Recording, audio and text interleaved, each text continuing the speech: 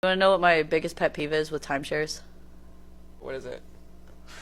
It's when people say that they're timeshare owners. Is you're not really owning anything.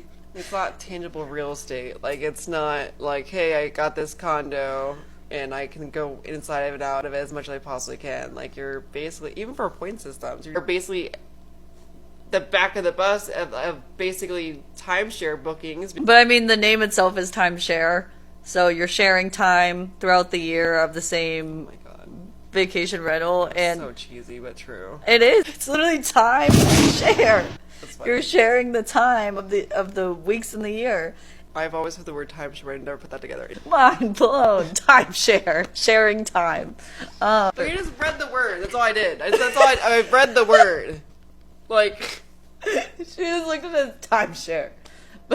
Because they don't actually own the timeshare itself, like the company does. Time shared. So you're only staying there for 1 week out of the whole year, or depending on your contract, however many weeks. But most of them are 1 week.